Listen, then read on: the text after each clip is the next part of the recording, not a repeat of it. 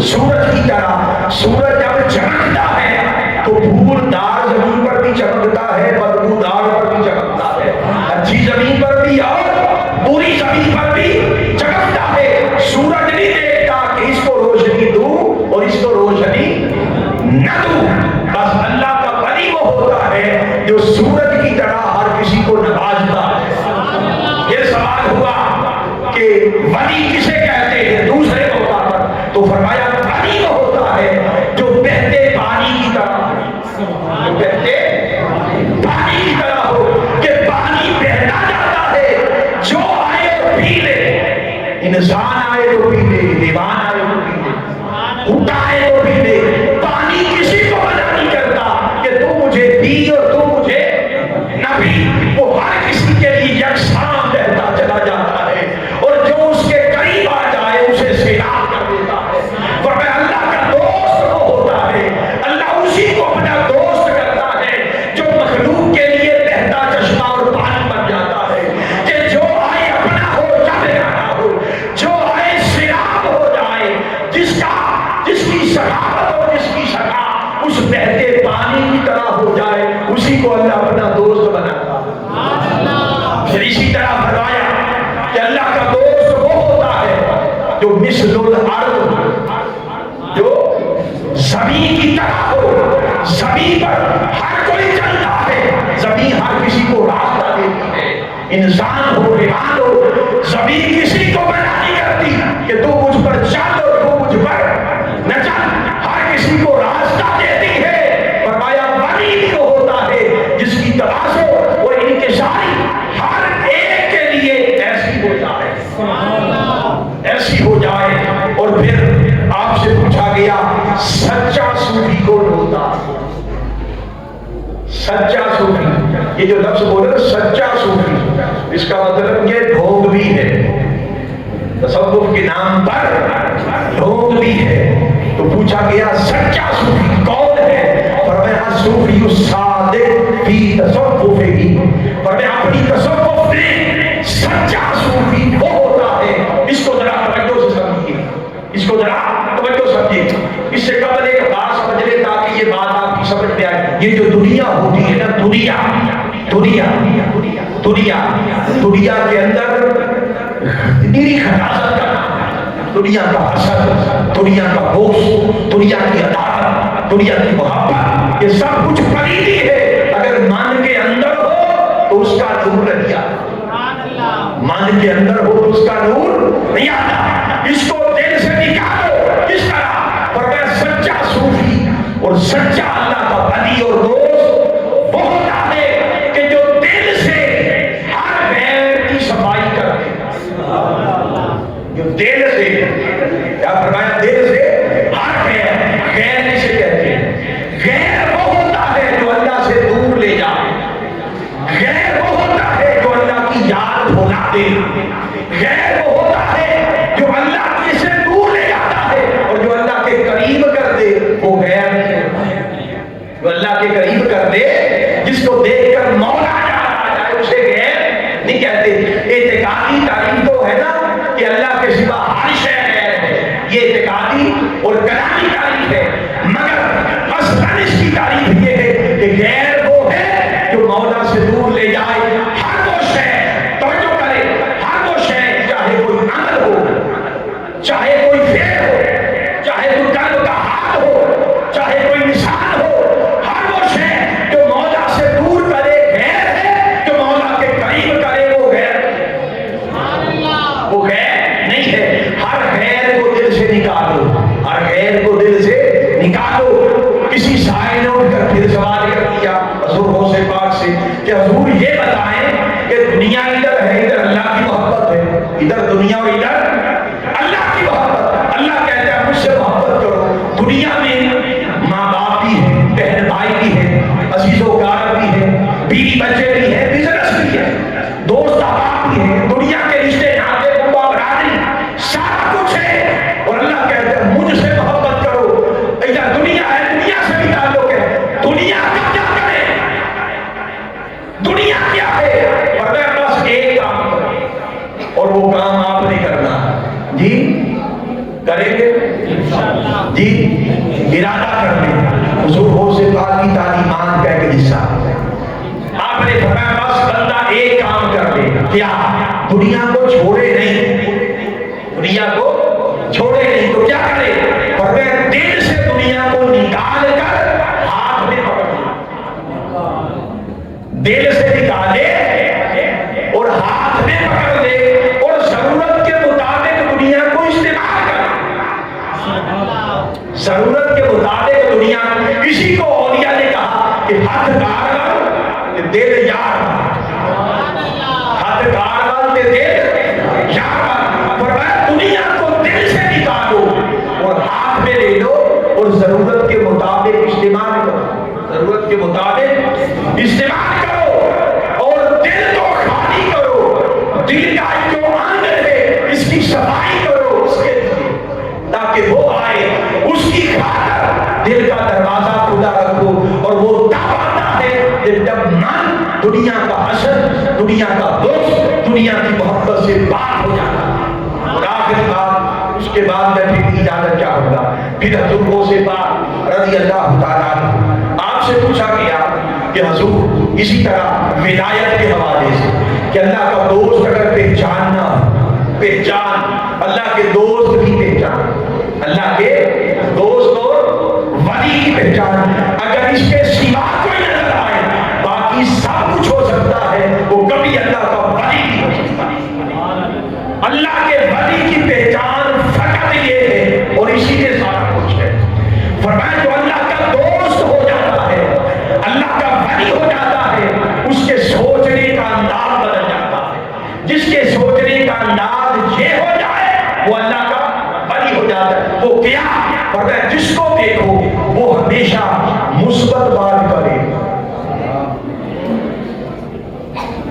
جب بھی بات کرے مثبت بات کرے تو سمجھ لو اس کو لو لگی ہوئی, اس کو لو لگ گئی اللہ کی محبت. اور جو بندہ جب بھی بات کرے کسی کی خامی بیان کرے, جب بھی بولے کسی کا عیب بیان کرے, جب بھی بولے کسی کے خلاف ہی بات کرے, جو عیب جوئی کرے, سمجھ لو اس کو اللہ کے ساتھ لو نہیں لگی. وہ کٹا ہوا ہے, وہ دنیا دار ہے. بھلے وہ ممبر میں بیٹھا, بھلے وہ کوئی ہو.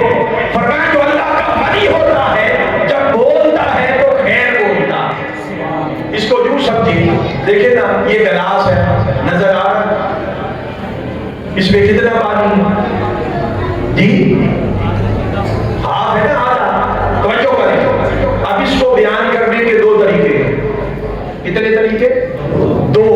ایک مثبت انداز ہے اور ایک منفی انداز ہے. مثبت انداز یہ ہے کہ آپ کہیں کہ آدھا گلاس بھرا ہوا ہے, یہ مثبت انداز ہے. اور دوسرا منفی انداز ہے, کوئی کہے کہ آدھا خالی ہے. اب جس نے کہا بھرا ہوا اس کی بات بھی درست, جس نے کہا خالی ہے اس کی بات بھی درست. بات دونوں کی درست ہے مگر زاویہ نگاہ میں فرق ہے. زاویہ نگاہ میں فرق ہے. ایک ہی نگاہ گلاس کے بھرے ہوئے حصے کو تک رہی ہے, دوسرے کی نگاہ خالی حصے کو تک رہی ہے.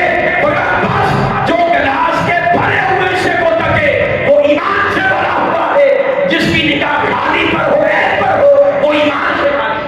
خود بندہ عیب دار ہو تو دوسروں کے عیب دیکھتا ہے, اندھا ہو تو اندھیرا نظر آتا ہے, چور ہو تو ہر کوئی چور نظر آتا ہے. جو خود عیب دار ہو وہ دوسروں کے عیب تکے گا, وہ دوسروں کے عیب تکے گا. اس لیے حضور غوث پاک نے فرمایا مثبت دیکھے جس کو اللہ کے ساتھ لو لگ جاتی ہے, جو اللہ کے ساتھ جڑ جاتا ہے اس کو اس راز کی خبر ہو جاتی ہے کہ اللہ دوست کسے بناتا ہے. پھر اس کا مزاج بدل جاتا ہے, اس کے سوچنے کا رنگ ڈھنگ بدل جاتا ہے, پھر اس کی سوچ یہ ہو جاتی ہے. اب آپ خود اندازہ کریں اور اپنے گریبان میں جھانکیں ہماری یہ سوچ ہے کہ نہیں, اور جتنی ہماری سوچ ہے اتنے ہم اللہ کے قریب ہیں. وہ کیا؟ فرمایا جو اللہ کا دوست ہو جس کو بھی دیکھے گا, جس کو بھی دیکھے گا اس کو خود سے بہتر جانے گا. جس کو دیکھے گا خود سے بہتر جانے گا. پوچھا گیا حضور غوث پاک سے وہ کیسے؟ فرمایا وہ ایسے کہ اگر وہ چھوٹی عمر کے بچے کو دیکھے، اگر وہ چھوٹا بچہ ہو، چھوٹی عمر کا بچہ ہو، تو پھر یہ خیال کرے اس کی عمر تھوڑی ہے تو گناہ بھی تھوڑے کیے ہوں، اس لیے بہتر جانے گا. اور اگر بڑی عمر کا کوئی شخص دیکھو، وہ دیکھے تو پھر یہ خیال کرے عمر زیادہ ہے تو نیکیاں بھی زیادہ ہو. یہ ہے مثبت انداز ہونے کا، تو پھر نیکیاں بھی زیادہ ہوگی، اس بنا پر اس کو بھی اچھا جانے. پھر فرمایا اگر عالم کو دیکھو، عالم کو دیکھو تو اس خیال سے کہ اس کے پاس علم زیادہ ہے، اس کے علم کو دیکھو، علم زیادہ ہے تو نیکیاں بھی زیادہ جوڑی ہو. اس علم کی بنا پر اس سے بھی اچھا جانو، اسے بھی اچھا جانو. پھر فرمایا اگر جاہل کو دیکھو، اگر جاہل کو دیکھو تو یہ خیال کرو کہ یہ جاہل ہے اور بے خبری میں، نادانی میں خطائیں کر جاتا ہے، نادانی اور جہالت میں خطائیں کر جاتا ہے. اس کی نادانی کی وجہ شاید یہ بن جائے کہ اللہ معاف کر دے، مگر میں تو نہ جانے خود ڈرے. اس جاہل کو دیکھ کر بھی اس بنا پر خود سے اچھا جانے کہ جہالت کی بنا پر خطائیں کر جاتا ہے. پھر یہاں تک کہ آپ نے فرمایا فتح الربانی میں، آپ کی کتاب، آپ نے فرمایا کسی کافر کو دیکھے، کسی کافر کو دیکھے تو یہ خیال کرے کہ آج کافر ہے، ممکن ہے مرنے سے پہلے کلمہ پڑھ دے، مرنے سے پہلے کلمہ پڑھ دے اور خود اپنی آخرت اور انجام سے ڈرے کہ پتہ نہیں مجھے کلمہ نصیب ہوگا یا نہیں. بس یہ سوچ کے اسے اچھا جانے. تو لوگوں میسج یہ ہے کہ لوگوں اللہ کا وہی ہے، اللہ کے قریب وہی ہے جو اللہ کے بندوں کے قریب، اللہ کے بندوں سے محبت کرے، نیکوں سے، بدوں سے. میرے آقا رحمت للعالمین بن گیا، سارے جہانوں کے لیے رحمت. حضور انسانوں کے لیے، بدوں کے لیے، نیکوں کے لیے، بچوں کے لیے، بوڑھوں کے لیے، جوانوں کے لیے رحمت بن کر آئے. پھر انسانوں کے بعد حیوانوں کے لیے، جمادات کے لیے، نباتات کے لیے، حیوانات کے لیے، چڑیوں کے لیے، پرندوں کے لیے، اونٹوں کے لیے، بھیڑیوں کے لیے، ہرنیوں کے لیے. کائنات خلق کا کوئی وجود ایسا نہ تھا جس پر میرے آقا کی رحمت کی چادر تنی نہ تھی. بس حضور کے ہو جاؤ، حضور کی صفات مقام شفا کو فیض پاؤ.